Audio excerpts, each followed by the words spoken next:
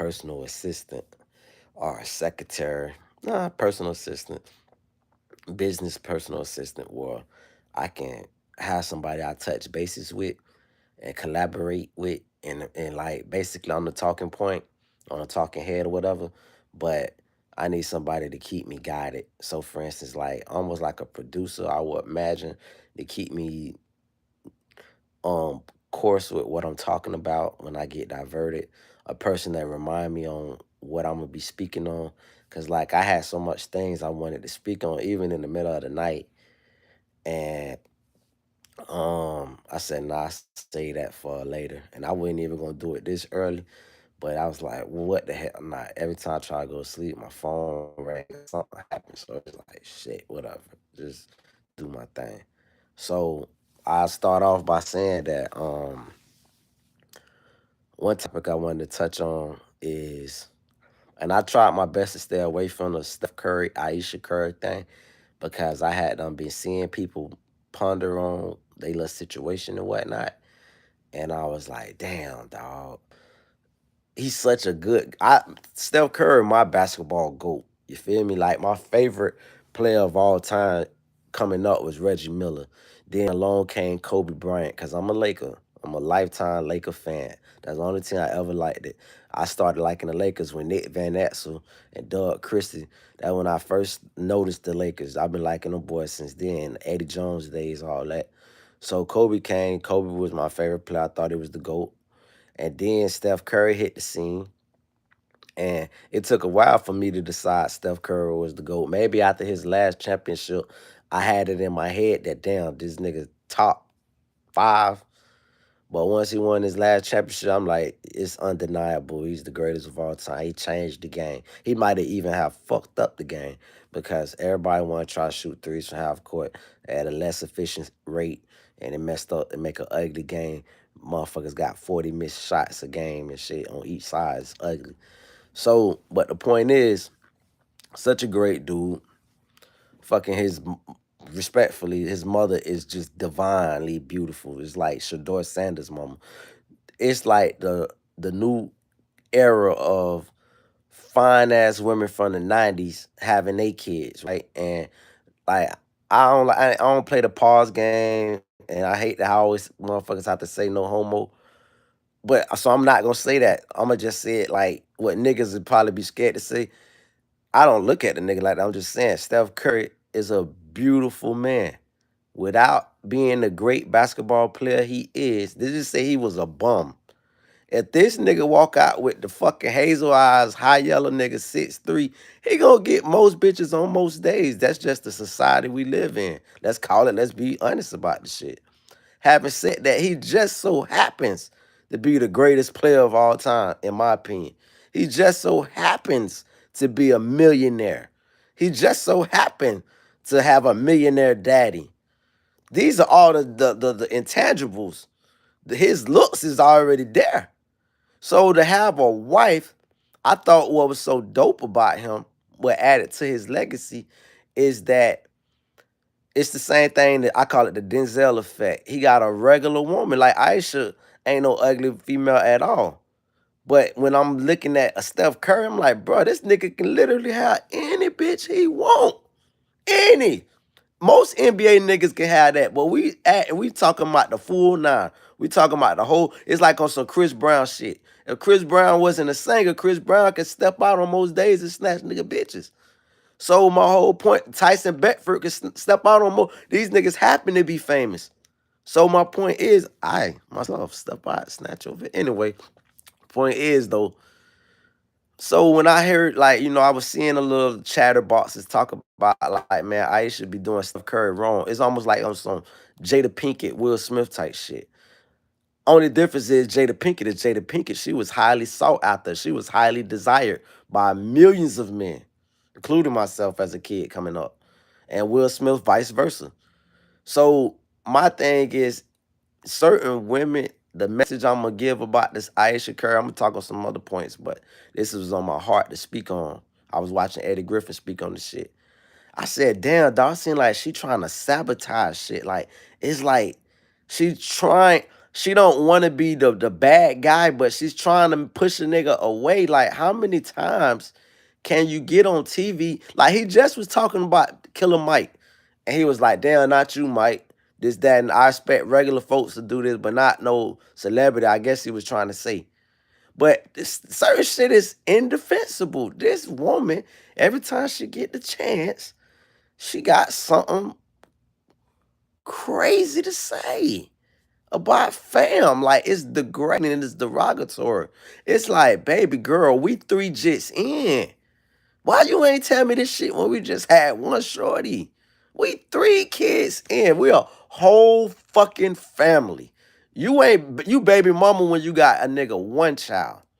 When you got multiple kids from a nigga, we're family. We're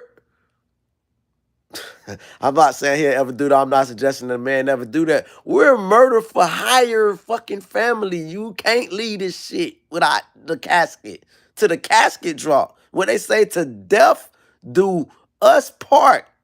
May the richer person win. Bitch, you can't leave me. We 3 jits in, baby. Fuck you mean? I baby a big girl now. She know what the fuck going on. That's my whole twin. Why you want to fuck this shit up? Like, this shit make me think of my baby mama when I think of Steph Curry's wife. Because it's like, me and my baby mama just got to spend some time a couple months back, just as some friend shit. Me helping her. I let my baby mama know all the time, if Steph Curry, his situation applies. I tell my baby mama, I am your best friend you ever had. And she tried to mimic me and say, "Oh, I'm your no motherfucker. I could dispel that. You probably one of the not probably you are the worst friend I ever had, and probably can almost even say the op. But one thing you're not is a friend. I've been the best friend you ever had. Anytime she ever felt I was right fucking there, right there, and still would not let a nigga hurt her, no matter what. That's my baby mama.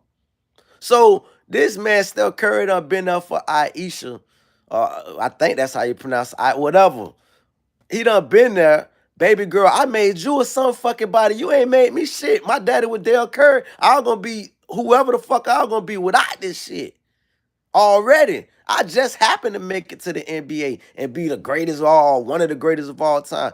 And all I did was buy you restaurants, because it ain't like you would say most people, you'd be like, oh, that's such and such wife, or that's such and such baby mama. I don't think of that when I think of Aisha Curry. I think of, oh, that's Aisha Curry. She got a restaurant in Brickell, I believe, Brickell or South Beach. I think of her as a restaurant owner, a businesswoman. I don't think of her as a sidekick. But she's able to be afforded me thinking of her that, because her man was able to step back and be like, I had this Haitian girl, right? She used to be like, my man, my man, my man. When she used to do that shit to me, I used to feel so fucking good. It used to be kind of embarrassing, like, man, but I'd be blushing. That's what Steph Curry do. He's his wife cheerleader. My babe, my babe, my babe. He pushes her to the front. He recognized, bitch, I know I'm fucking a bitch's dream, but I'm here to make you feel confident. So I'm gonna reassure you every chance I get. Then, hey, you want to make your own money, babe? This your money. Oh, you want this? That's you, babe. He ain't never embarrassed her. He ain't never heard about no Steph Curry in a public scandal with another woman. Like, at what point do a nigga get they flowers, dog? It's for real, cuz. What point do a man get his due, bro? Like, to me, dog, a lot of you niggas, regular looking, regular living, nothing having niggas, should be fearful. What is this world coming to when a rich, pretty boy can't keep his wife in check? What the fuck? If he can't keep his bitch, none of us can. We all fuck. We all. We just might as well just become swingers and shit and accept our bitches stepping out and ask her what time you getting back. That's how the old couples did anyway. Motherfuckers knew they motherfucking whole wife side nigga. And the side bitch knew the whole other lady for years and years. When your daddy done was stepping out with Miss Jean and Barbara Sue and Mary Sue and Billie Jean and all the motherfucking throwback names, Mary Jo and shit. When he was stepping out having those side kids, your grandma knew her. Them hoes knew each other. Them hoes was like, check this out. It wasn't no divorcing back then, right? So the hoes was like, listen, I got them Monday through Thursday, and you got them Friday through Sunday. You feel me? It wasn't no, he's mine. You may have had him once, but I got him all the time. No, motherfucker. It was you get this motherfucker on Monday through Thursday, and I'm gonna get him Friday through Sunday. You feel me? We gonna bust down that check every other week. This nigga, that's why your granddaddy had 2, 3 jobs. He had to have a job to support every woman. Every job he had was dedicated to a woman. If he had 3 jobs, he had 3 women. If he had 2 jobs, he had 2 women.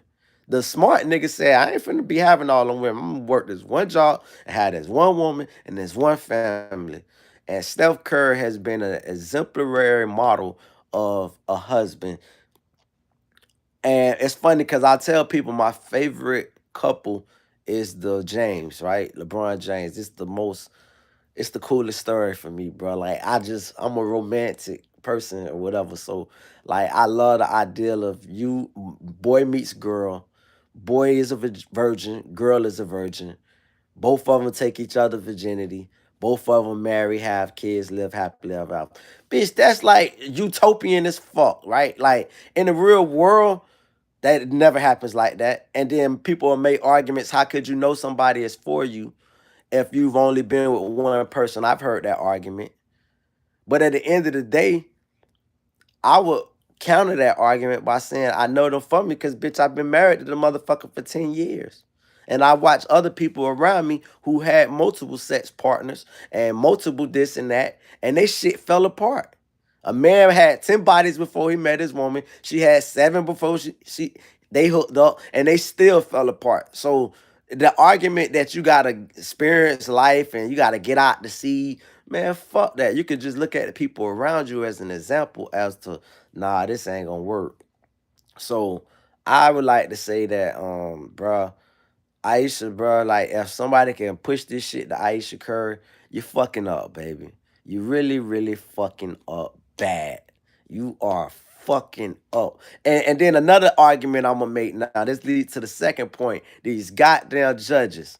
Lord, dog, there need to be a law that when people go to divorce court, the person who has the most money, that's the demographic judge you give them. Meaning, if it's a rich black man, I need Judge Mathis to be the fucking divorce court lawyer. I need Judge Joe Brown, who finna tell this funky hoe about herself.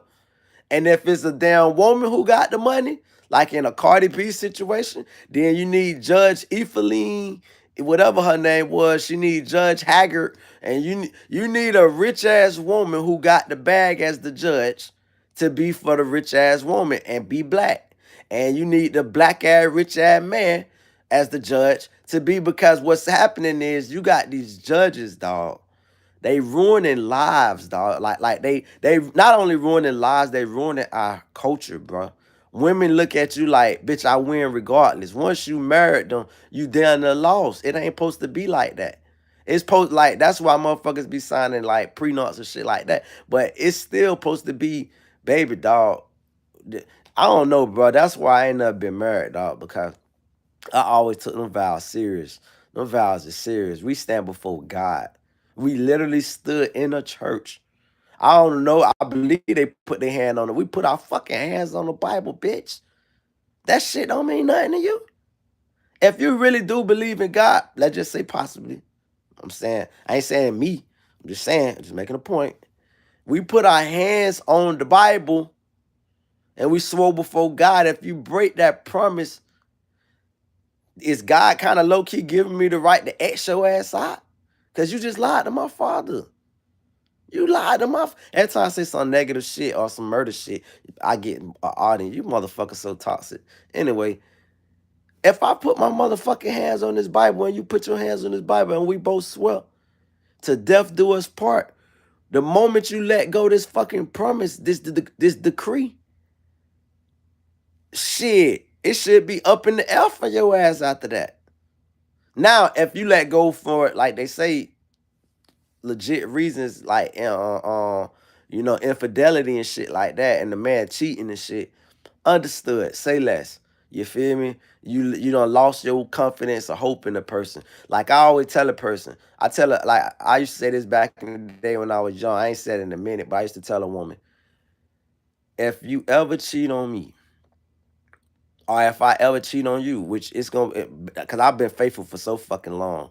Like I ain't, I wasn't no last time I was a cheat. I'm gonna tell that story later. Point is this: I used to say, if I cheat, you might as well break up with me. Ain't no fucking, you would be a fool to stick with me, Christopher Griffin, if I fucking cheat. Because motherfucker, if I cheat, I ain't gonna be able to stop because I'm gonna torture myself. I'm gonna be looking. I'm my biggest critic. I'm gonna be like, well, I already fucked up. I can't, like, I applaud the couples that's able to come back from that shit, but me personally, I can't come back from it because I'm gonna hold myself so accountable. I'm gonna be like, dog, you know, I already cheated on this girl. Like the gift of me to her is that, yeah, I fucked before you, but when since I fucked you, I became yours. That bonded us, soul ties. We got our souls intertwined. So now that I'm yours, it's disrespectful if I go fucking up the woman. What does that say about your pussy, baby? I'm just being honest, dog. What is, like, you better put your pride in your pussy. I don't care how fuck good you look. And as a man, I don't care how fuck good you look. Put your pride in your dick. Shout out to all the little dick niggas that's able to be married, cause y'all on some upper echelon shit that I ain't gonna never be able to get to in my life. I would like a relationship so big that the sex don't matter, and it don't. I've had plenty of relationships where the sex always matters though, but I would like things to be superior to the sex. But at the end of the motherfucking day, I put my pride in my penis, and if you step out on me, you just killed my pride. It's no more us. Vice versa. And even if a woman don't feel that way, since I feel that way, I'ma feel that, you know what, I might as well keep cheating because I'm gonna be paranoid. I'm gonna be like, bitch, this hoe, she thinks she got one her back pocket. You know what I'm saying? She keeping the ace and spade in her back pocket and shit. Like, oh, I get out of jail free card. Oh, I know the nigga done fucked up. Cause that's the first thing she gonna mention if I catch her ass. Fuck nigga, you did it to me. So I ain't got time to go tit for tat. It's if I cheat, I'm out. You feel me? And so that's the first thing. Second thing is, I was gonna tell a story. What led me to being loyal was when I was 20, I was moving fast, right? 2 cars, house, getting it, right? So fucking I was renting a house though at the time. And so down but I was 20. So I'm fucking 19-year-old hoes, 21-year-old hoes, 20. That's a unique age, 20. You feel me? It's like you're not even old enough to drink, but you grown. So I'm getting it, living life. And I had this girlfriend, right? And she was so nice, dog. She was so wonderful. But she lived with her mom. So that gave me room to fucking do my thing because her mom wouldn't let her move in with me. So, okay, cool, bitch. So I'm running through bitches. I'm running through bitches. And it's this nigga used to stay behind me. Nigga name. Should I say the name? I ain't gonna say the nigga name. So a nigga used to live behind me. He see all the bitches I'm fucking. Every time he see my old lady, every fuck it works, it never cease to fail. This pussy nigga used to be like, hey man, who the shorty was? Dot dot dot dot dot dot. And here go my cheating ass. I'm only 20 at the time. I'm thinking I name every bitch except for my bitch. Cause I'm thinking like, you know how many impressive bitches are fucking like, surely you not talking about my bitch, she just regular. But this nigga beholded my woman like he looked at this bitch like she was the moon or something. And so it became like the third time this nigga asked me about this shit. And I had to really check this pussy ass nigga. I say, hey, fuck nigga, dog. Don't you ask me about my woman, bro. It's your third time. First 2 times, I figured maybe you forgot. Third time, pussy nigga, you ain't never really asked me about no bitch I ever brought in my house. All you do is ask about my bitch. That's still my bitch, fuck nigga. And so I remember pressing his hoe one time. We were about to go through it. We kind of did go through it by something else, but still. Point is, fucking it was all when that girlfriend who I'm talking about, who I cheated on, I ended up moving, right? And when I moved, I told her just find somebody else. You feel me? I like find somebody else. Cause I don't want no long distance relationship. So I gave her permission to seek another man, and she tried her best to hold on to me. So when I moved back into town, I came looking for her. And when I found her, she was with her future baby daddy. This before they had kids. And I came to claim my throne. And I remember this is the beginning of the relationship. She let me fuck still because I mean, I had that effect on her at the time. But when I try to get her to shit on dude, she wouldn't shit on dude. And on top of that, that nigga wanted to go to war with me about this woman. And I remember not being willing to, I couldn't muster up the feeling to fight over her. I'm like, not her. And that's crazy because all that girl did was love the shit out of me. But I couldn't. So I fell back and her and Buddy end up having like 3, 4 kids. Now they not together no more, but they had a long ass run. And I ain't standing her way. And I can almost think of another story like it, but I simply say that heartbreak I felt when I seen her, like, I don't know, cause it was a weird feel. It wasn't even a heartbreak, bro. It was just more of a goddamn bitch. I done really lost my little bitch. Like I didn't lose her, I relinquished her, but still. And it made me tighten up. I said this cheating shit for the birds. If I'm gonna get a lot of pussy, I'm gonna be single and get a lot of pussy. And I lived my life like that for many years. And then when I start jumping into relationships, I was well equipped and prepared for the relationship because I understood that you could just live your life fucking a whole bunch of, like last night, great sex. It was amazing. Wonderful female. I'm gonna bring that point into play too soon. But I just want to make the point. You can be doing your thing, you know what I'm saying? But at the same time, you can navigate it to where when you pivot into that relationship, you gotta cut that shit. Don't be wasting nobody time like a bitch is a seat warmer or some shit like that. Like, oh, you just here to occupy my time until another bitch come. Or a bitch is a gaps, what they call them, like a gap filler. You here filling in the gap until I find a bitch I really want. Nah, man, you can't use no vice versa. Both sexes can't do it to each other. So it's like I don't even play with a woman intelligence or emotions. If we just and I would say that because we need a society that is real with each other. Shorty, if you just want to fuck, let me know. If let me know before we beat around the bush. If you want to, like, cause a lot of women, we got a lot of tricky women these days to where they don't want you to blatantly just fuck them like a hoe. Like you meet them and then you fuck them. But they don't want to goddamn be in a relationship either. So they want to do some casual conversation and see what the problem with that is. When we do the casual shit, we could do the casual shit, but don't ask me for nothing. Don't be on some, hey, I'm finna go get my hair this shit. Oh, my car this. I don't want to hear that shit. We just friends, shorty. I don't give money to friends. I give money to my mama and to my daughter. That's the two women that get money from me. And if I have a woman, she get protection and taken care of in certain aspects. We're gonna take care of each other. She not gonna get like I don't what I look like giving a bitch an allowance. That feels weird. So I can make sure she's taken care of, but just giving a bitch a allowance. I always been skeptical and fearful to give a woman money because that's my worst fear. That I will give a woman money and then end up in another man's hand. In fact, that has happened, but not in that way. I gave my sister some money one time. I never forget. 2009. I was supposed to get this Mazda RX-8. That was my favorite car, the hatchback. Oh, bitch, that shit was the truth.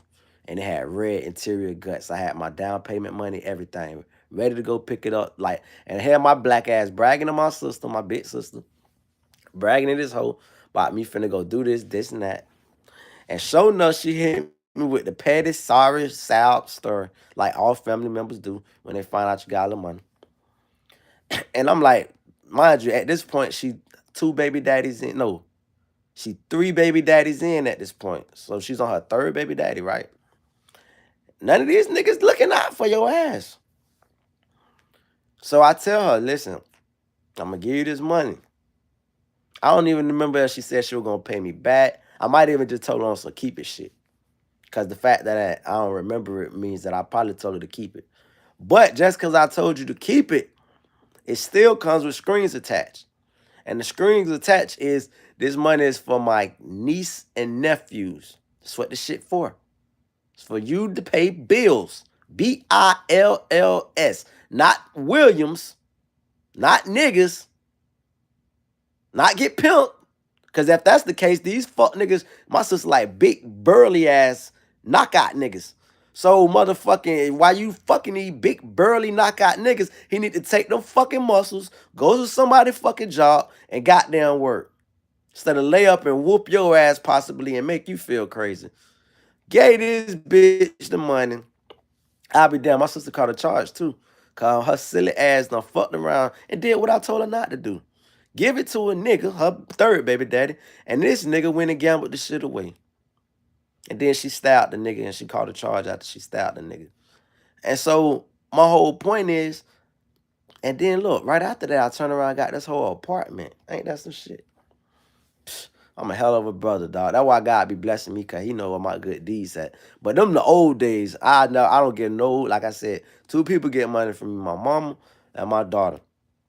And so bottom line is, dog, fucking what was my next point finna be?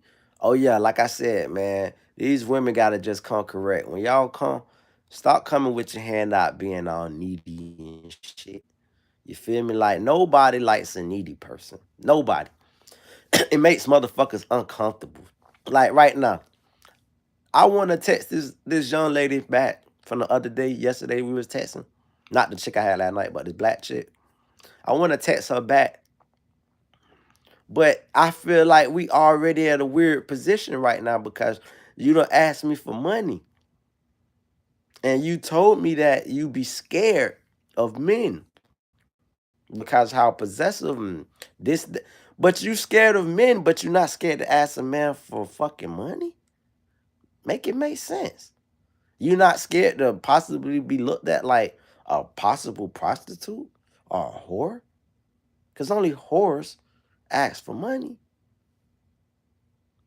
Let me make sure that came out right. Yeah, it came out pretty much right. It might not be fully right, but only whores. Now, a person that made the argument say, man, a whore does something in exchange for money. So a whore is even better then, right? Because a whore at least is gonna work for the money.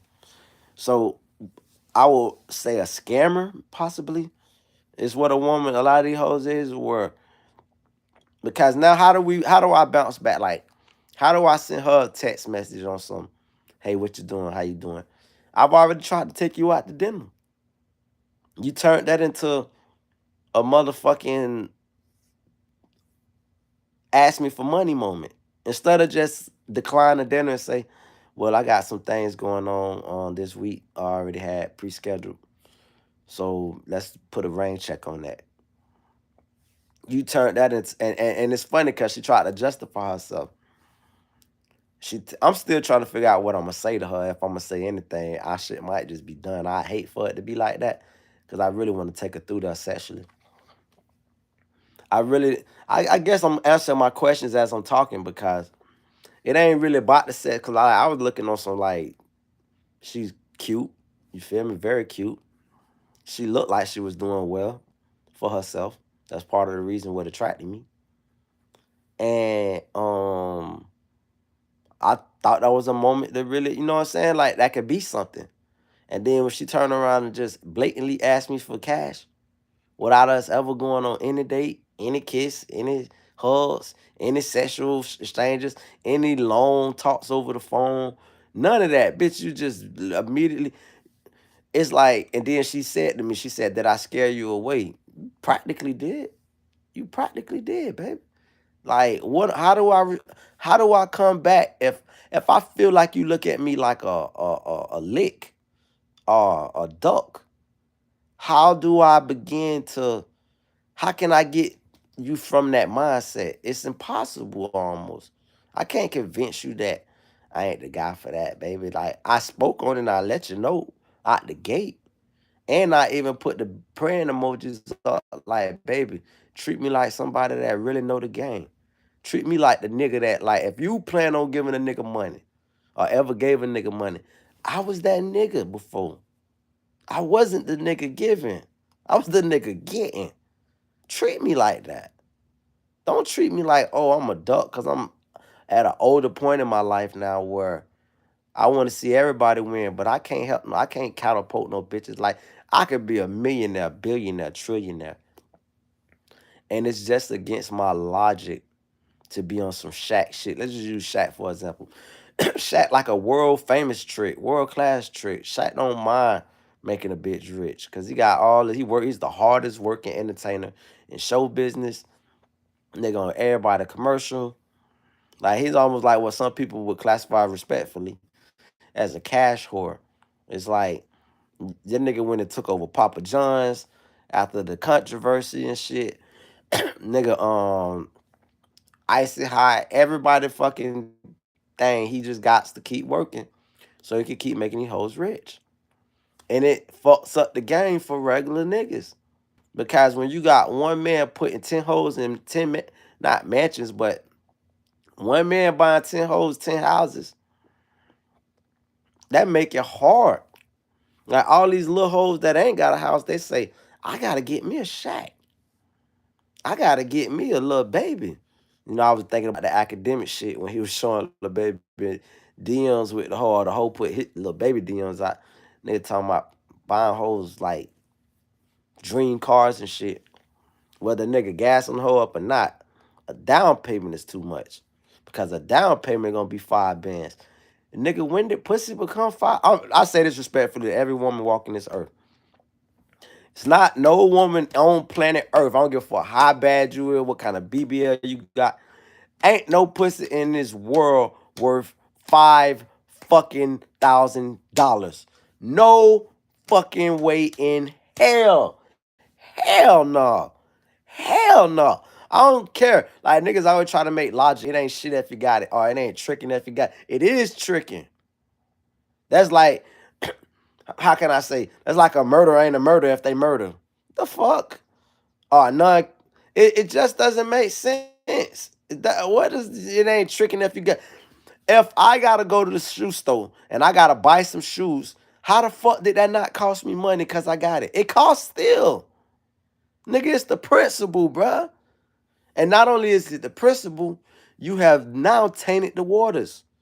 It's you bloodied the water, bruh. And now all the sharks gonna come. What happened when you throw blood in the water in the ocean? That shit attract all the fucking animals attracted to that shit.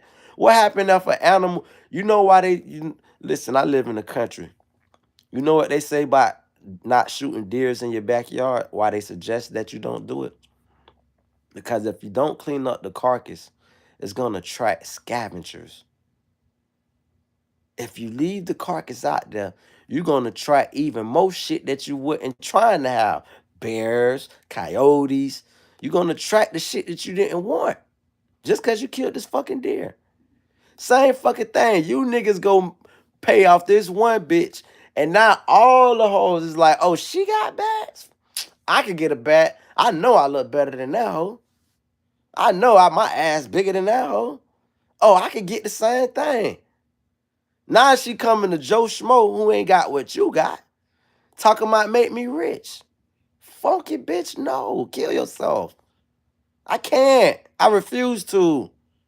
So it's like, dog, you niggas dirty the water with all this poison in these hoes. Like, all you rich niggas fucked the game up, bro. The wrong niggas got rich. I swear to God, nigga, I ain't saying that from no hating point. I'm saying it from an analytical point. The wrong niggas got rich because you niggas got to lead with money and can't lead with, bruh, Lil Shorty. Now let me get back on Lil Shorty from last night. Shout out to the white girls. Matter of fact, I might go on a white girl streak, bitch. But I'm just talking about her as a woman, not even just as being white. Her on the simple plateau of just being a woman. We have an interesting convo. We come back to my crew. I let her know.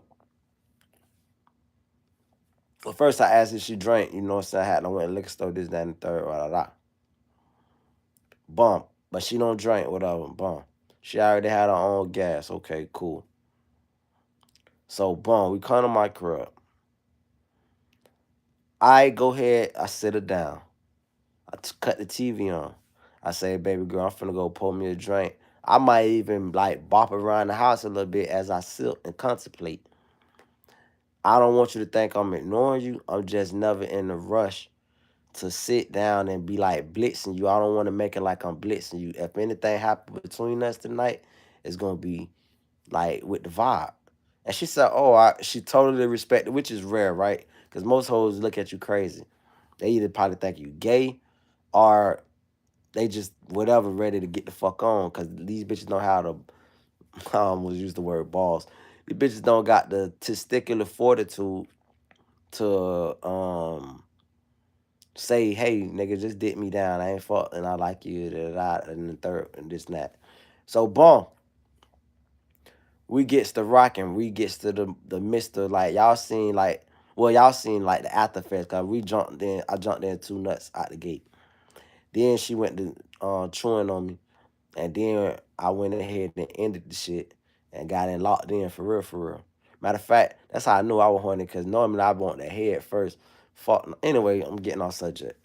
Point is, so I'm doing my thing.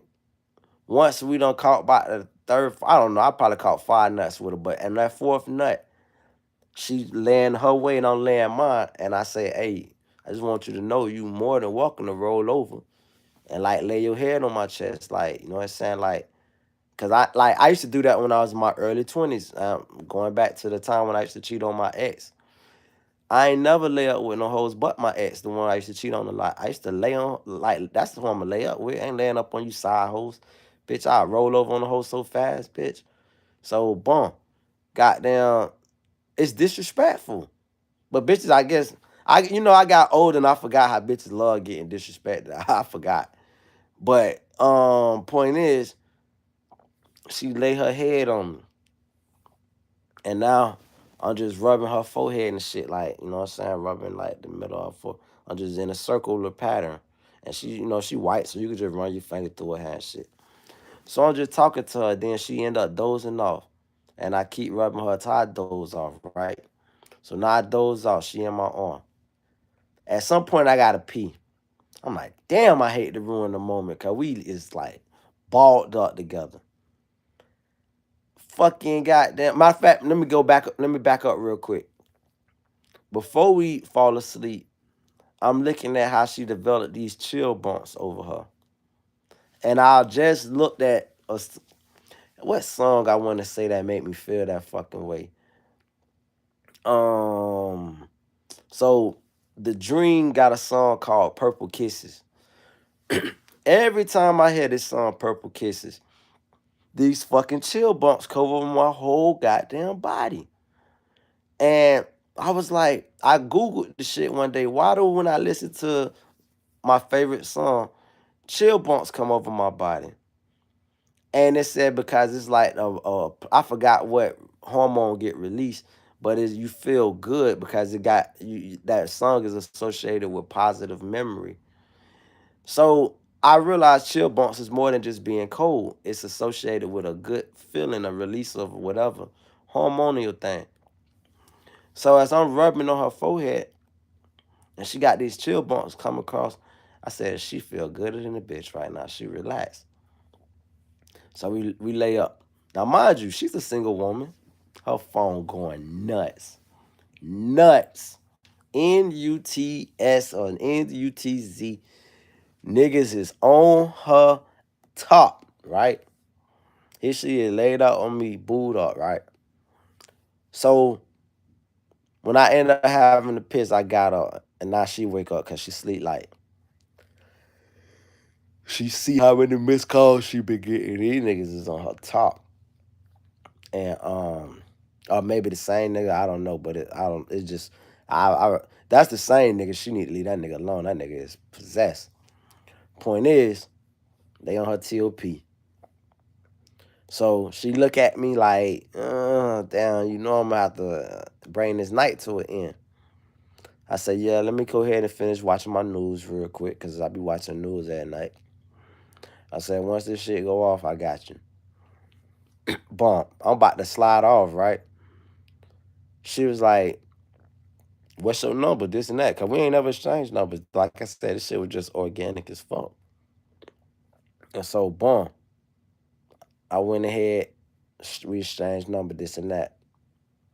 And I remember saying to myself, she a chick that seems like she know how to play the long game.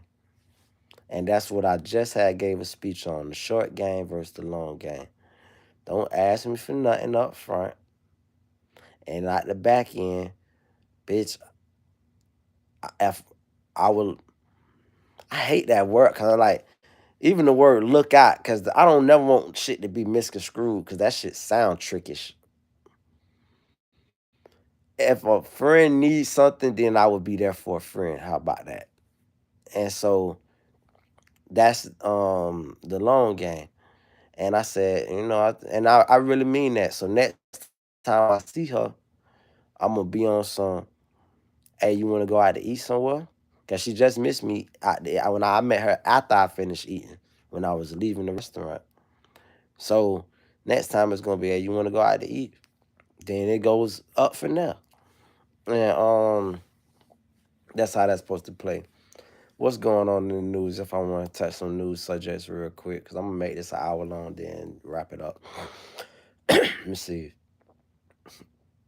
Mm. Oh, I, the Congress is shut down, right? Congress still shut down. I'm cool with it because I think it's showing the American people in a whole what the fuck we need Congress for. That's all it really showing us. Like, if the country's still running for the most part, what the fuck do we need? Goddamn, bitch. I gotta drink some. I'm gonna drink the rest of my apple juice, but fuck it.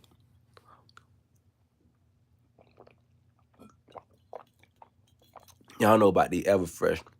Oh my god. Everything they do. Point is, fucking it's showing us like this country run on autopilot. We gonna be self-sustaining. All they gotta do now is just stop payroll tax, and we really gonna be goddamn good. So that's a matter, I think that Congress is showing us that we really do need a smaller government. I don't want to regurgitate too much of what I said on the previous live stream, but what I said on the previous live stream was we just need governors and we need regional governors. We need regional bodies. We need governors, and each state needs 3 people to represent the region, no matter how big or small the state is. South, middle, north. So you do 50 times 3, that's 150 of them motherfuckers. And eliminate the House, eliminate Congress, put 150 of these 3 regional folks in each state, and then we'll have 50 governors. So that's 200 politicians. That's it. I'm giving you a specific number. 201 if you count the president. Well, 202. And I will go back because I'm president and the vice president. And I go back to the old system of the 2 popular votes of president and vice president. Ain't no you get to bring on your vice president to be your yes man and shit. We need somebody that had the opposite voice of opinion, who was just as popular, to be there to refute when shit is awry. And that's how it's supposed to be. You don't have a good team without quarterback competition. If your quarterback out there on some fucking Tony Romo shit, just throwing picks and shit, and he ain't got no backup that can replace him, then he get to just go unchallenged. So, like when you got a person that's capable of getting a job done, that can step in, oh, that motherfucker gonna play his ass off. He gonna play his ass off because he know, bitch, it's a matter of time for this bitch take over. So look at Brett Favre when Buddy posted Aaron Rodgers was sitting and waiting. Brett Favre played his motherfucking ass off. He like, bitch, we got this young gun behind me. Look at Aaron Rodgers when Black Buddy Jordan Love was waiting. Aaron Rodgers played his ass off. As soon as Aaron Rodgers went somewhere where there wasn't no competition behind him, he went to stinking again. He didn't give a fuck. He went to the Jets and shitted on the Jets. Went to Pittsburgh, shitted on Pittsburgh. Shitting on the money.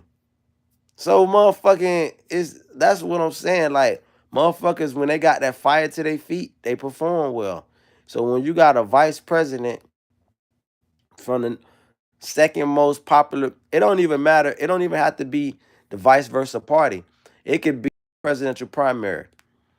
The argument could be made that when Joe Biden won the last presidency against Trump, the argument could be made that Trump was America's third choice. He wasn't runner up.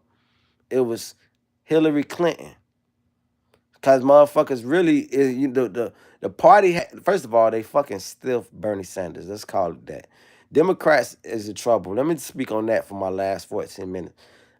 The Democratic Party is dead. It's dead. This is the end of what we remember of the Democrat Party and two-party system in America is dead. And I remember looking years ago, and I remember saying, damn, has it ever been a time where out of the two-party system that three terms got to be ran off consecutively by one party? Meaning that it seemed like it's a pattern that them bitches keep splitting and the shit, giving the shit back. You do 8 years, we do 4. We do 8 years, you do 4.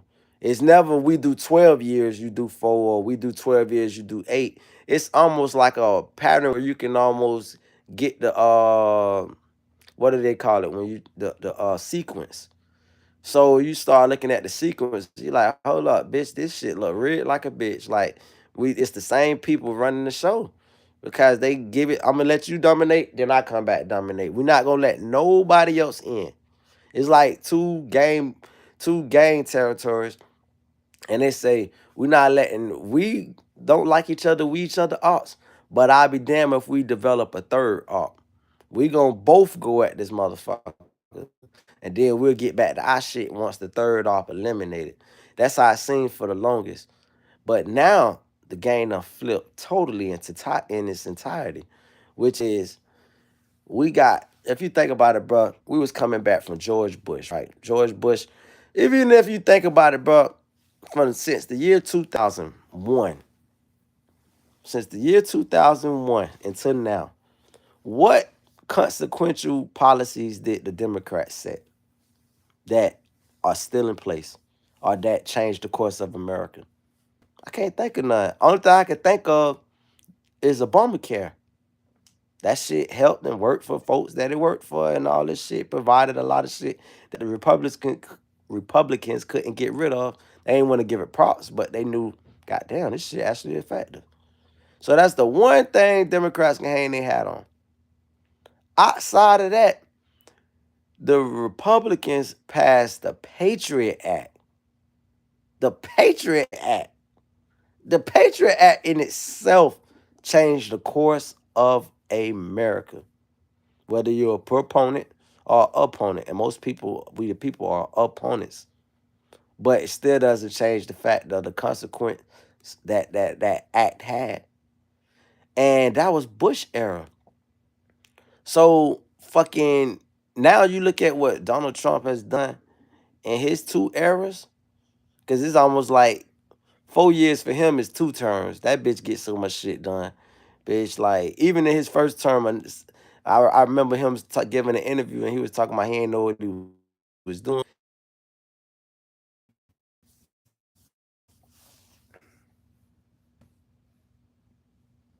Yeah. So, in closing, I believe we headed to a one-party system for now. The past couple years, the Democrats supposed to have been transitioning, like how the Republic. See, the funny thing is, the Tea Party came and they left. They came, they went. I remember when they first started having uprisings and shit. And I was like, oh, bitch, they better not let them Tea Party motherfuckers get in the chair. I think the Tea Party almost was the birth of MAGA in a way, what people perceive. Because I guess I'm just, somebody got to explain to me what MAGA means. I know what it means, but how do you define who is MAGA?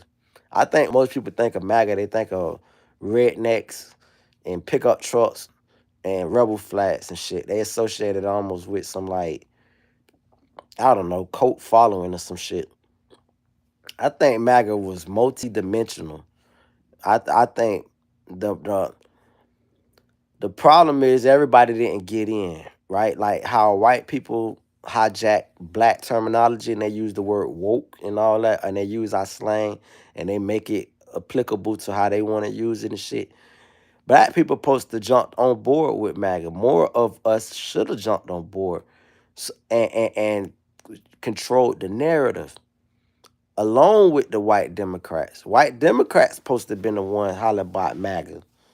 Soon as MAGA started to become this rallying cry, 'cause that's what MAGA meant to me. MAGA was the same as Black Lives Matter. It's like motherfucker hate Black Lives Matter and say, fuck that organization. I'm like, bitch, it ain't no organization, nigga. Read the words out. Black Lives Matter. Nigga, my life fucking matter. And if you said don't, fuck you, cracker, your life don't matter. It's that simple. It ain't about no organization because the organization want to run with the name. Bitch, it's about what does the rallying cry mean? And MAGA is not a fucking organization to me, similar to how Black Lives Matter ain't an organization. It's a rallying cry. Make America great again. So motherfuckers fucked up when they tried to just paint MAGA to be a certain thing because it's a rallying cry that, hey, we want the benefits of this goddamn country. I don't even like hearing the fact that it's the richest country no more. Who gives a fuck if I ain't got none of that? Like, really though, who gives a fuck? I don't give a shit about this bitch being there. It could be the poets. If you not doing well, whether this bitch is rich as poet, it don't mean you got that thing. If you don't feel a part of it, if you being overlooked on promotions, if a motherfucker is importing cheap labor and using the cheap labor to depress the markets, like I heard this morning that a transfer of wealth of $1 trillion went from the working class to the 1%. And they've been fucking us over. But the reality of it is, the people who making that argument still stuck on some old shit, which is, oh, this is what we got to do to bring the Democrats back. Ain't no bringing no Democrats back. That shit done. You niggas should have jumped on the MAGA train and turned that bitch into a multi-party thing. It should have been Republicans and Democrats both saying, make America great again. Not one party trying to paint it as, oh, those are Republicans sent. Well, bitch, if you don't want to make America great again, what the fuck you want to do? You want to ruin this bitch even further? That was the wrong thing to take a stand against. And it proved its own autonomous nature because when Trump thought he was bigger than the program, MAGA spoke out. And then he fell into line. He tried to diss it at first, but then he realized, bitch, his numbers tanking like a motherfucker. And everybody that's going to go up under that MAGA umbrella going to lose if he keeps shitting on the brand. So he tightened up and started adhering a little bit because that pushback. So that's what I'm trying to tell you. It wasn't no Trump thing in the first place. It was fed up, disenfranchised black and white Americans who from this motherfucker, who felt like, I know some people will say, and then that's another thing I hate with these black organizations. I heard the guy say it was white people being scared of losing their jobs and their kids' jobs to blacks and browns. I hate the whole black and brown argument. No such thing as a brown, bitch. I'm looking at the color brown right now. You want to know what the fuck a brown is? This is brown.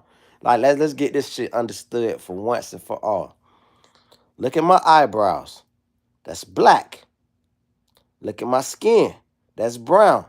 If you go pick up you some crayons or you go to the paint store and you ask for black and they give you this shit, you gonna be complaining. You gonna be like, no, you gave me brown. So when you niggas try to make Hispanics they own fucking race, that's where you fuck up at. That's where we get left out at. What the? And do you know Marco Rubio is a brown? Do you know Ted Cruz is a brown? That's the definition of under the context that y'all try to make it out of. That's brown. You give everybody out the key. You can't give your fucking key to everybody, dog. Somebody gonna fucking steal out the crib and not do shit for you. Not everybody you let jump in your car gonna put gas back in the tank. They gonna run your shit down, and then when you need to get it fixed, they know where to be found. They got what they want out the deal. So that's what niggas was fucking up. We let them bitches hijack our civil rights movement. We started making this civil rights shit started for blacks. Then we let motherfuckers get up under our umbrella and say, "Oh man, we're minorities. We're all and then they passed us and was coming for white people neck. That's what this shit is about. If you want to say what MAGA about, it ain't about black and brown because you niggas is not a threat. Let's get that shit understood. The fucking Hispanics who look white got black ass cousins and speak the same language that these crackers can't speak and can do exporting, importing with many Spanish speaking countries. That's the fucking threat them crackers seen. Let's talk about it. That's what they seen. But the way how did the Hispanics get so powerful? Cause the motherfucking Democrats. Cause you niggas. You niggas was appeasing and capitulating to these motherfuckers. Whatever you want. Yeah, whatever. And we wasn't getting shit. When Obama got in chair, Obama took care of every fucking body. Except for our nigga ass. And Obama was like a black pastor. You can't talk about nobody black pastor. Oh no, you can't. They'll lose their shit. You couldn't say nothing. Dr. Cornel West was the only nigga talking about Obama. And everybody scolded him, including myself at one point. I was like, look at this old hating ass nigga. I was drunk off the punch, the Obama punch. And then I seen in the middle of the second term after I done voted for this nigga twice, that, oh shit, this fuck nigga ain't did nothing yet. The clock running out, bro. Is you gonna do something for us? And Cornel West was saying that shit from the first fucking term. But yeah, everybody get they shit off. So the Democrat became the everybody party. That came to rich white people who want to fuck each other in the ass. It came to Hispanics who want to fucking just flood the fucking country and send that money back overseas. And everybody else that ain't Hispanic, because it ain't like I'm going to just blame it on the Hispanic. It was the Ukrainians, the Russians, the whoever coming from fucking Europe who trying to get in this bitch. And then it was like the welcome mat. The welcome mat party. Welcome to America. We're going to get on your feet. We're going to give you all the benefits these niggas should have been getting. And then once you get on your feet 8 years, your ass switch parties. It's that simple. We was the fucking the Democrat was the minor leagues, the G League. You hear the Hornet Show Kraft, and then fucking goddamn. Once you do that, then you can graduate to the Republicans. And so the Republicans like, you know what? They was winning off of that shit too because we was losing a lot of people. And they was going over the Republicans once they got all the Democrat social programs to benefit them that us blacks ain't never. Instead of bitches give us restitution, instead of Democrats fight for us to get, I call it restitution, I don't call it reparations, because a crime against our whole humanity was done to us. So instead of us get restitution for the crime committed against us as slavery, motherfucking, nah, we just said we just gonna take that money that we supposed to give you niggas, make some social programs, and now them same programs getting cut. Now you motherfuckers crying. It sucks. Don't get it wrong. I'm not saying it don't suck. Bitch, I got a child with autism.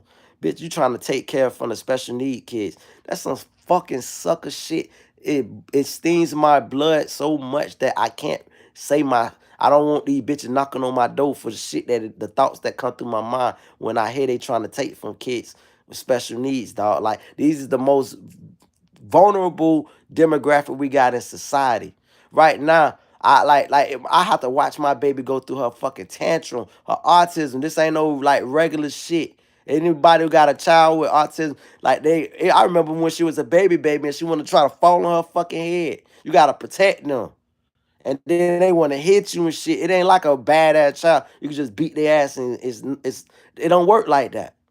It's a lot of crying that come behind that shit on both sides. They crying and you crying because you can't get them to stop the shit. And for a bitch to think they gon' I'm not even gonna touch that subject because it's a sensitive subject for me.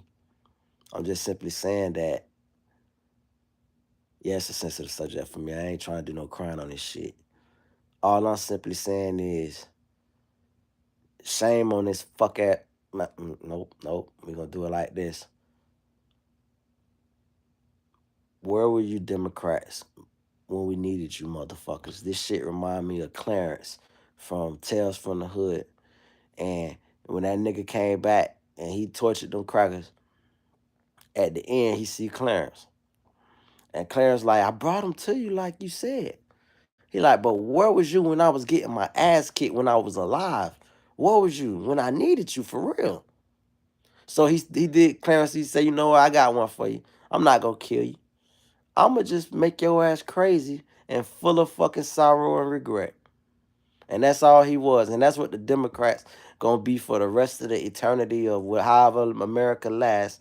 That's what the Democrats gonna be. A fucking bunch of motherfucking old ass crackers that's dying out and new crack or middle age crackers that's gonna get old and they gonna be like, damn, we had the chance to really do something with that party. And all we did was fucking exploit it, and milk the shit till they had nothing left to give. Until the people finally realized the jig is up. You ran so many Democrats away that it ain't no coming back. Come back to what? It's done. It ain't nothing to come back to. Like Chuck Schumer could die today, Nancy Pelosi could die. All the motherfucking bitches you know with the Democrat name could die today, and the party doesn't change because the motherfucker never developed the direction when it had the chance. And never, and like, look at what they was talking about going on with Jasmine Crockett right now. Y'all shit on y'all superstars. Y'all shitted on a old ass Bernie Sanders with all these great ideas he had. Bernie Sanders takes so much shit from the Jewish lobby for being Jewish and being outspoken against them. Bernie Sanders was the most. Bernie Sanders could have saved America. You know why Bernie Sanders could have saved America? Because he could have fucking stood up to fucking Israel without being called anti-Semitic. Because he's a fucking Jew. They can't call each other that. Oh, come on. He's the only one that could have stood up to Israel without them fucking doing the same fucking play card they do. Now, they don't know. You will notice, and I'm going to turn y'all to who watching off when I say this, but I always say this, so I got to be true to who I am and consistent. They don't never call black people anti-Semitic because we the real Semites. So, fucking, yeah, I know I lost one because you're supposed to leave. And you're going to leave too. But my point that I'm making, we the real Semites. You ain't never heard them when Kanye West was going on his rant. You never heard them come out. They said he made anti-Semitic remarks. But they didn't call him anti-Semitic because that's fucking impossible to call a Semite anti-Semitic. And it would have been impossible to call Bernie Sanders anti-Semitic. And if you look at the shit that Bernie Sanders, the policies, the temperament, the man, listen, the man was very rare. Rarely do anybody of anywhere, any country, ethnicity, culture, race, make it to Bernie Sanders' age and still have all their marbles. Motherfuckers be senile. You look at both presidents we done had the last couple of years. It's like, God damn, these bitches both suffering from dementia. But motherfucker, goddamn, look at Bernie Sanders. The man only thing about Bernie is he never raised his voice. He was too old to raise his fucking voice. His the same mild temperament and voice every time he talk. And somehow, some way, the Democrats shitted on him.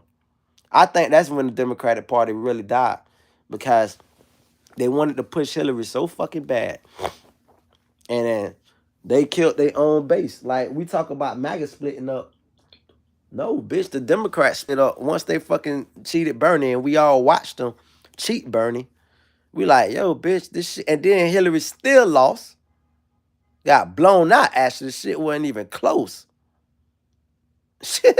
Ain't that some shit? She got blew out. It wasn't even fucking close. So, and the only person that could beat her was an old white man. Ain't that ironic? Bernie Sanders was an old white man. But we said no as Democrat. We want the first female president. And it wasn't like it was the first female president. She done been a first lady. You first lady and you the president's wife. Bitch, I'm pretty sure you could get policies passed that the American public don't ever see. Y'all need to think about that shit. How much, for all the husbands, ask yourself this. If you're a husband, your wife don't got no say so? Your wife don't got no say so? She don't run nothing in the house? Come on, boy. Usually that's where the woman runs shit at, is the house. It's in public that she let you front and do all your little fronting and shit. But the house, she runs the house. And last time I checked, first lady live in the White House. Every first lady done got what agenda they want to get pushed. That's every first lady. So Hillary had already been the president. I was of the mindset that this is back in the early 2000s that Chelsea was gonna get into the political spectrum, and that she would get out there and put her hat in. And then I was of the mindset that I said, man, wouldn't it be dope? Because America, we crazy like that. We like nostalgia. Wouldn't it be dope if I don't know how to pronounce her name. I don't know if it's Malia, that's the oldest one. Yeah, it's Malia. I said, wouldn't it be dope if Malia and Chelsea run on the same ticket? Oh my! Now, obviously, rules have to change because you got to be 35 years old to run for president. I don't know if that's true of vice president though. I said, still, wouldn't that be a nostalgic ticket? Or, but what we did was we took Bill Clinton, who left the White House in controversy. He didn't leave with his hands clean. He left with his nut on the bitch jacket. And that's how we remember Bill Clinton. No matter how long the earth spins, when bitch mention Bill Clinton, first thing you gonna say he got his dick sucked in the White House. You ain't gonna remember. If I ask you right now, what policy Bill Clinton set for us? Your ass can't even remember. But you remember he got his dick sucked. You remember he said, I did not have sexual relationships with that woman. You remember that. But you don't remember nothing else. So that's the person that we cheated Bernie Sanders for to get back in the White House. And low key, let's keep it real. Americans who do felt like shit was good doing Bill Clinton. That's why some of these bitches was trying to get Hillary in there.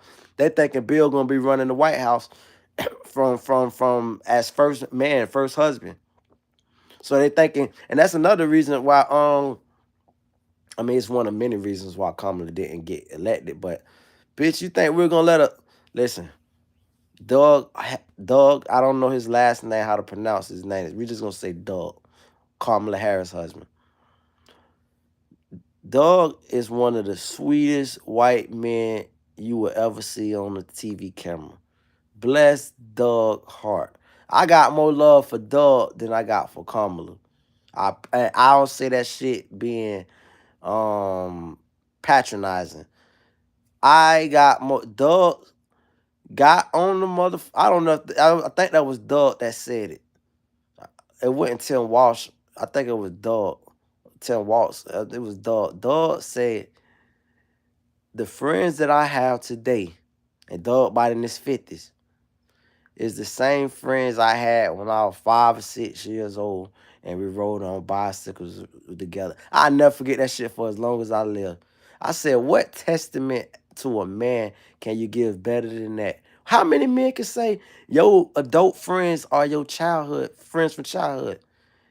That mean Doug, what that said to me was he has to be one of the most consistent motherfuckers ever. No matter how his personality is, he's consistent. And seeing that, pardon me, seeing that Doug kind of looks like a pushover, he's a consistent pushover. And I say that respectfully because I just gave him his props. But he wasn't no strong person that we look for to lead the White House. And the fact he wasn't gonna be strong enough to stand in the paint and defend his wife when the white men and the white sharks come with their bullshit. He was gonna be like, all right, honey, I'll default to your judgment. I'm just a little old Doug, the nice guy. And so it was like, nah, motherfuckers, like, we need strength. If you're gonna be first husband, bitch, we need a first husband that's holding shit down. You feel me? So that's what we need. And so I say Democrat Party dead. It's never coming back. Y'all ruined it through all the fuck shit. You never gave black people nothing the whole time. Ultimately, you let the Chico, all the shit you did for the Chicos, all for naught. Because Trump rewriting that shit right now. And you know what you also did? You made it easy for Trump to rewrite that shit. Because they talk about the little Chicago shit that happened in Chicago, and they say, they tried to make it a thing. That's another thing, this social media shit. They tried to make it a thing. Oh, look, they coming for black people next, and this, that. Look. I feel like the nigga that was in the back of that video. The nigga said, hey, man, what you fucking with that man for? Y'all supposed to be fucking with the Chicos. And that's the sentiment of all blacks around the country, whether they keep it real or not. And I got a couple Spanish homies. But the reality is, niggas was like low-key happy for that shit. That shit don't affect us. If anything, it got positive consequences. Only bad thing that it might affect us on is the couple black entrepreneurs that use the Mexicans to do shit. But it's mainly white people that use the Mexicans to do all this shit and charge us them high ass prices. And it's niggas that know, like myself included, that like to find the Mexicans under the table. Hey, bitch, I need you to do this job for me, bitch. Da, da, da, da, da, da. You feel me? Because the white man trying to charge me about $5,000, and the Mexicans, their favorite number is $1,000. I do it $1,000, $1,000. Bitch, you can't beat that. Bitch, I'm gonna miss that. I'm gonna miss that. That's all I can say. I'm gonna miss those days of being able to get shit done for a decent price. But outside of that, our whole party gave our shit away. I never forget, bro, filing for disability. Cause I got some fucked up back, fucked up hand. I ain't got no knuckles and shit. You feel me? I got arthritis and all type of shit. And I remember this is, mind you, mental health. Thought that I could get it on that type shit. At this point, this had been like, I probably done filed and got denied for disability at least, and I kid you not, at least 13 times, dog. 13, and I ain't talking about 13 back to back. I'm talking about over the years. I've tried to get the motherfucker, and these bitches denied me every time. One of my last times ever applying for the shit that just discouraged me was, I'm in the office and I'm listening to them make their determination. And this lady who could barely speak, I think they had to have a translator talk to her. Translator. That means you're in America, English speaking country, founded by motherfuckers who speak only English. I ain't never heard of Thomas Jefferson knowing how to speak Spanish. Never heard of George Washington knowing how to speak Spanish. Never heard of Andrew Jackson knowing how to speak Spanish.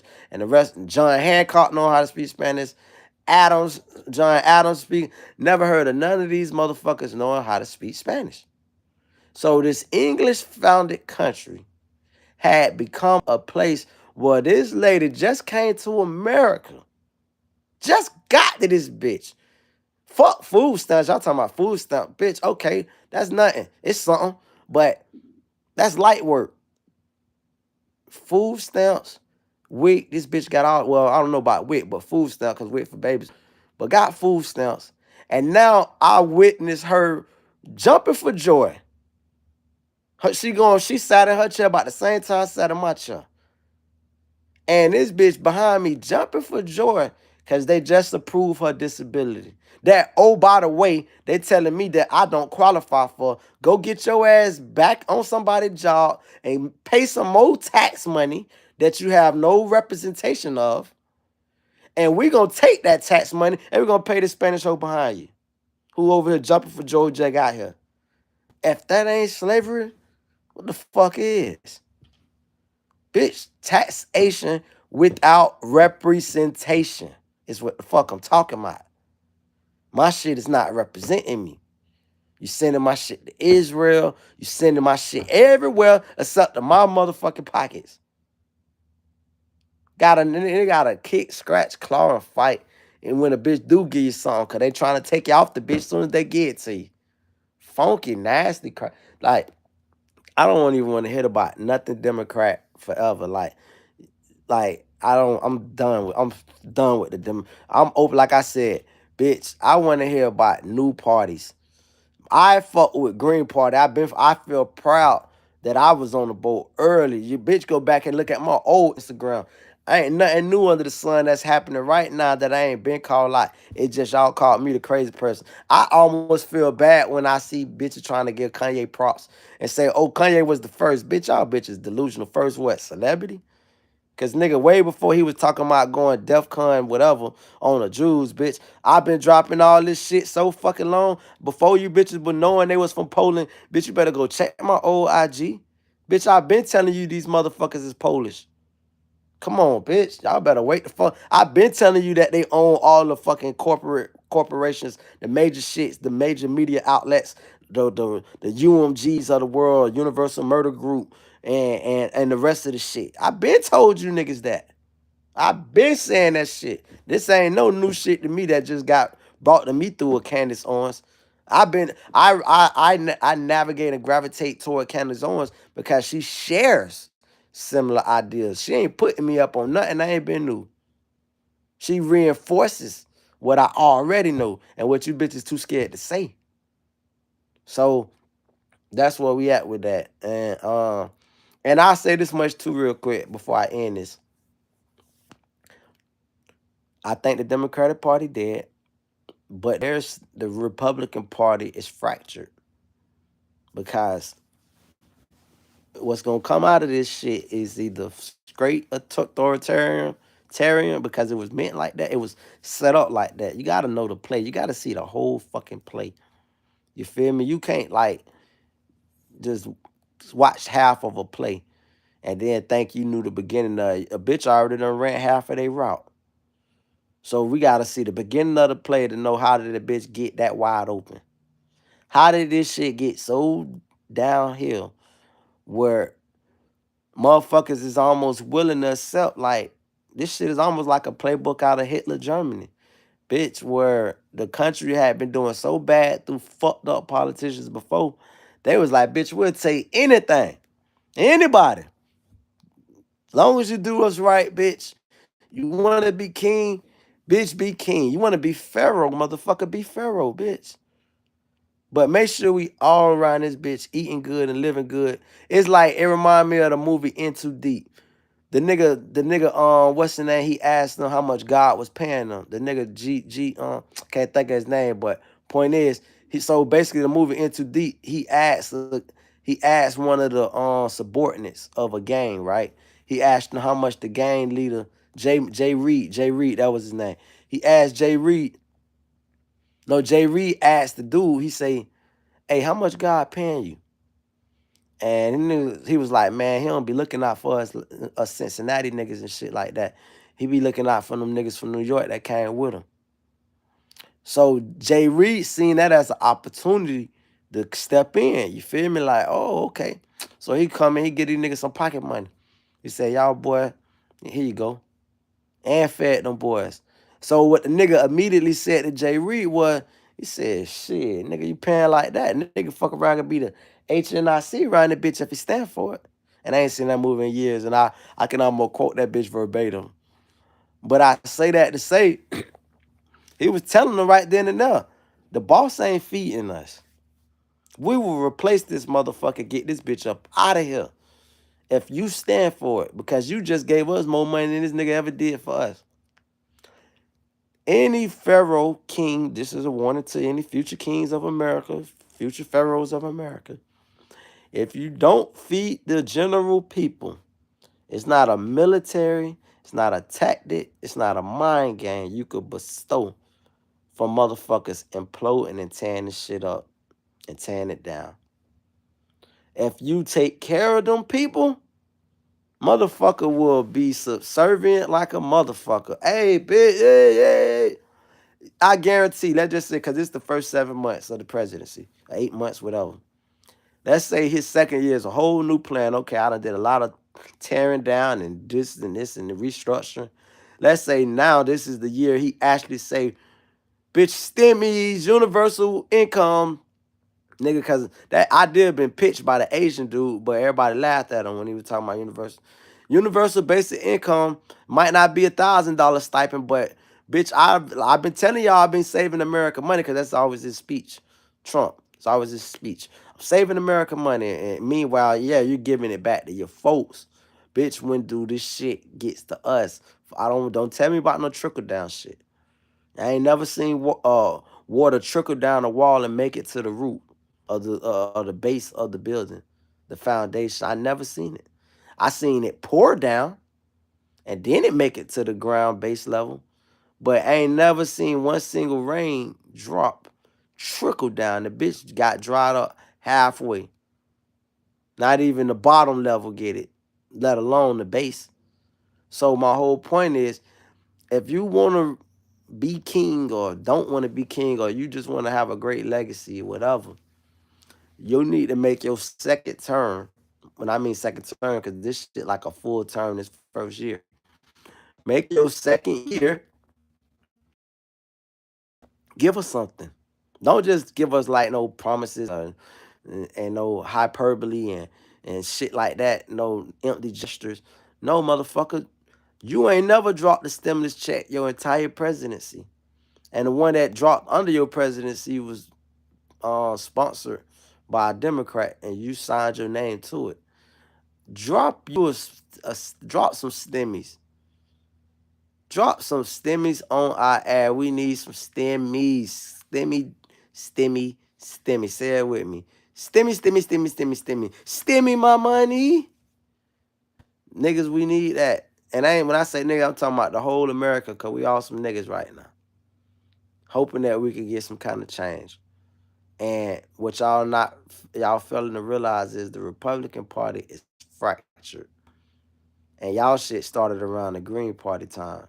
And then it started when the Jeffrey Epstein files just to be blatantly lied to and promise some shit. Only for a bitch to say, man, forget about that shit. Let that shit go. Y'all boy, don't worry about it. You know what makes everybody motherfucking forget? Money. When everybody get into the bag, the problems ain't even problems. That shit cease to exist. When motherfuckers be broke, bitch, you know every goddamn problem in the world. With that said, this was a good podcast, enough so much so that I don't gotta do another one. It bitch is it's just what it gonna be. Lord.